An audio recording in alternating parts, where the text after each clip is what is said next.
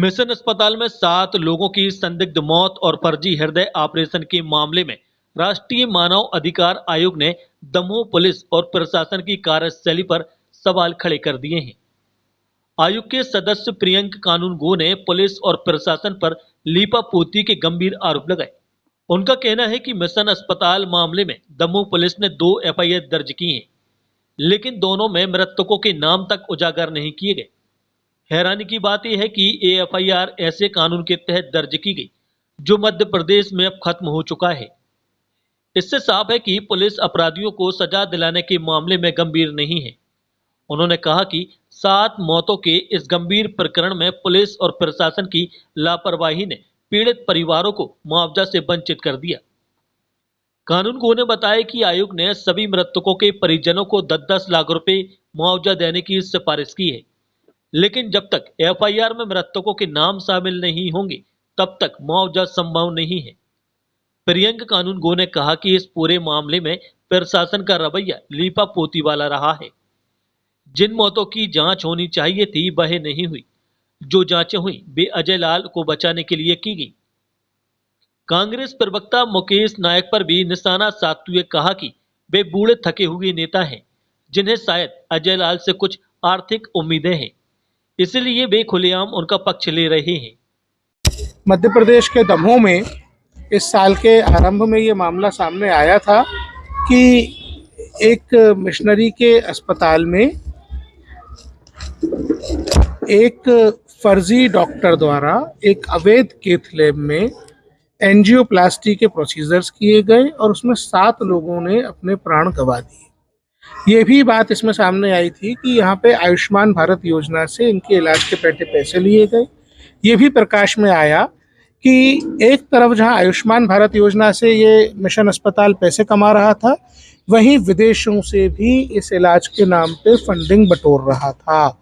ये भी मामले सामने आए कि कतिपय मामलों में मरीजों के परिजनों से भी पैसा लिया गया था। कुल मिलाकर के जब इस मामले में आयोग ने अपनी टीम भेजी, इन्वेस्टिगेशन शुरू की, तब पुलिस ने 2 एफआईआर दर्ज की, लेकिन दोनों ही एफआईआर कमज़ोर हैं। एक भी एफआईआर में पुलिस ने 7 पीड़ितों के नाम नहीं लिखे। दोनों ही एफआईआर्स में पुलिस ने ऐसे कानून के तहत एफआईआर दर्ज की है जिस कानून को रिपील किया जा चुका है, जिस कानून को मध्य प्रदेश में खत्म किया जा चुका है, उस कानून के तहत एफआईआर दर्ज करना ये इंगित करता है कि मध्य प्रदेश में दमोह की जो पुलिस है वो अपराधियों को सजा दिलाने के प्रति किंचित मात्र भी गंभीर नहीं है। 7 हत्याएं होने के बाद केवल एक एफआईआर दर्ज की गई और जिसमें ये लिख दिया गया कि कुछ लोगों की मौत हुई है। इस पूरे मामले में शुरू से ही प्रशासन का रवैया लीपापोती का है। हमको प्रशासनिक अधिकारी बताते हैं कि कोई भी पीड़ित सामने नहीं आ रहा एफआईआर करने के लिए। तो मीडिया के साथियों से अपील करना चाहूँगा कि हमने जब इस मामले में मुआवजे के लिए बोला, हमने इस मामले में 10-10 लाख रुपए प्रति व्यक्ति के मौत के हिसाब से मुआवजे के लिए लिखा है, लेकिन मुआवजा तब तक नहीं दिया जा सकेगा जब तक एफआईआर्स नहीं होंगी। और पुलिस ये कह के अलग हो जाती है कि कोई एफआईआर करने थाने में आ नहीं रहा है। तो मेरी आप लोगों के माध्यम से ये अपील है पीड़ितों के परिजनों से कि किसी प्रकार के भय, दबाव या लालच के बिना न्याय के लिए एफआईआर करने थाने पहुंचे और अगर पुलिस एफआईआर नहीं लिखती है तब आयोग को अवगत कराएं, हम इस पर कार्रवाई करेंगे। देखिए, इस पूरे मामले में प्राइमा फेसाई संज्ञेय अपराध था, इन्वेस्टिगेशन होना था लोगों की मौत की जांच का। लोगों की मौत की जांच तो की नहीं जा रही है।